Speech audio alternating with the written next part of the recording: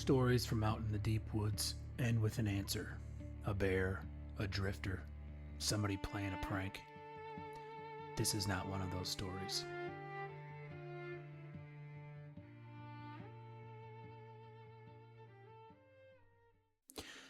It's August of 1982. Sarah was 17. Mark had just turned 18. The trip was his idea. 3 days of camping to mark the end of the last summer before everything changed. College, distance, growing up. He borrowed his uncle's pickup, and they drove north until the pavement ended. And then they drove some more.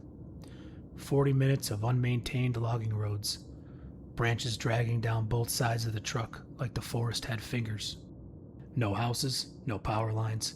By the time they found the clearing, a flat patch of ground beside a shallow blackwater stream. They hadn't seen another human being in over 2 hours. But that was the point. That's why they came. Remember that later.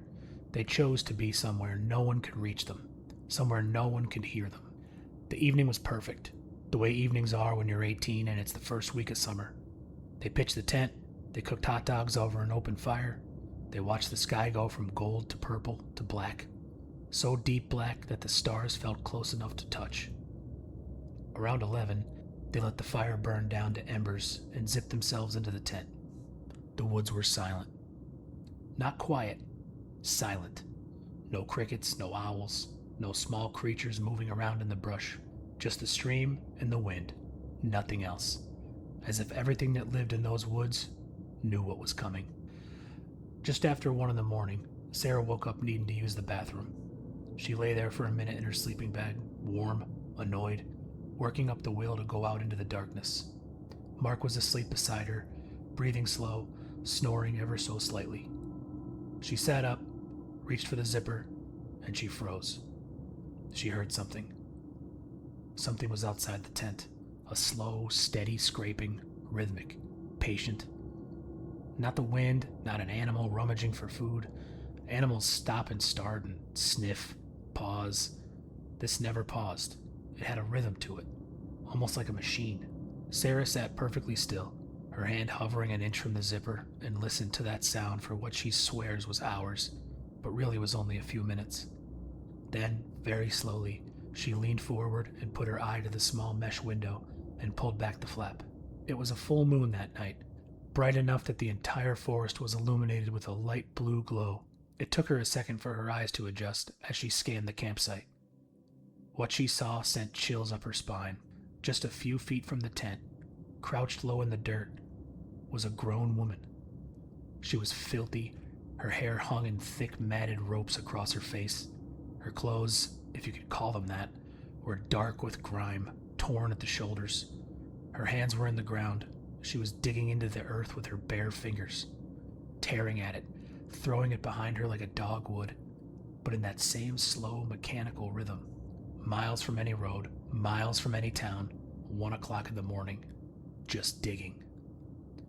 Sarah's body did something she'd never experienced before.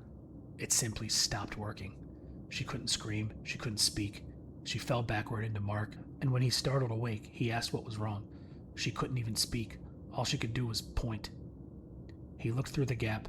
He felt that same shiver. Mark didn't scare easily, but something about this was different. They huddled together at the back of the tent in the dark.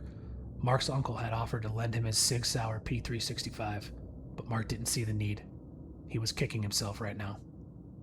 The only thing between them and this woman was a sheet of nylon, a few millimeters of fabric, and a zipper. She never stopped.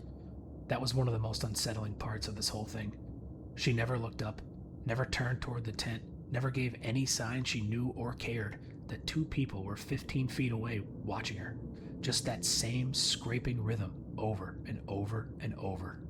10 minutes, 15, the sound never changed. Finally, Mark couldn't take it anymore. He reached behind him, searching without ever taking his eyes off the woman. His hand found the flashlight. Sarah grabbed his wrist. Don't. But he already decided. Whatever this was, he needed it to be something explainable. A lost hiker, a sleepwalker, something with a name, a family. He aimed the flashlight through the gap and clicked it on. The light hit her full in the face. She rose, slowly, unfolding upward like she'd been pulled by a string. and she turned toward the light. There was nothing in her face. That's how Mark described it every time he told the story for the rest of his life. Not fear, not anger, not surprise, nothing. Her eyes didn't squint against the beam. She stared straight through it, straight through the light, straight through the nylon, straight through Mark. Sarah was so terrified that she realized she had stopped breathing and could barely remember how to start again. The woman held that stare for 5 seconds, 10, 20. Then she turned and casually walked into the tree line without a sound and was gone. Mark scanned the tree line with his flashlight but saw nothing. He climbed out of the tent to investigate. All she left behind was a hole, maybe 4 inches deep, and barefoot prints leading into and out of camp. They zipped the tent shut and sat gripping each other in the dark, hearts slamming, telling themselves it was over. She was gone. Some poor lost soul wandered off. That's it. Minutes later, they heard leaves and twigs crunching, fast footsteps coming out of the trees, straight at camp. Sarah bit down on her own hand to keep from screaming. Through the gap, they watched the woman sprint into their campsite, but not toward the tent, not towards the hole, but towards their gear. The cooler, the packs, the cooking kit. She snatched up each item one at a time, held it up, pressed it right against her face like she was smelling it or reading it, and then hurled it over her shoulder into the dark. Grabbed another item, same motion, over and over. This wasn't mechanical. This was animalistic. It was like she'd never seen any of these things in her life. It was 6 hours until daylight. Mark needed to do something. If they stayed silent, they'd be trapped in that tent all night, in the dark with this woman. So he did the bravest and most reckless thing of his life. He tore open the zipper, stood up outside the tent, and screamed at her. Screamed at the top of his lungs. She didn't flinch. She didn't pause. She didn't turn. It was as if he did not exist. Then, mid-motion, she had their lantern halfway to her face. She stopped. Every muscle at once just froze, and then turned her head and looked straight at him. She looked at him like she was noticing him for the very first time. Like until that second, he hadn't been there at all. She set the lantern down gently, and she walked back into the dark. The second they zipped that tent shut, they heard her come sprinting back. But not towards the gear. This time she went straight to the hole. But now she was digging fast, frantic, both hands, dirt flying, hissing through her teeth. The first sound they'd heard her make all night. Gone was the patient rhythm. This was desperate. This was someone running out of time. But running out of time for what? They came out of the tent together, screaming, waving lights. She fled the way she'd come in, but this time she was low and fast, on all fours through the brush, moving in a way that was more animal than person. They didn't sleep. They sat back to back beside the dead fire, with every light they owned pointed at the tree line. Mark gripping a hatchet, Sarah a knife, listening to the silent woods and waiting for her to come back. She never did. Not a sound, not a shadow. At 3:30 in the morning, frozen, exhausted, half convinced the worst was over, they crawled back into the tent and passed out. At dawn, Mark stepped out into the early morning light to look at the hole. It had been 4 inches deep when they first checked it.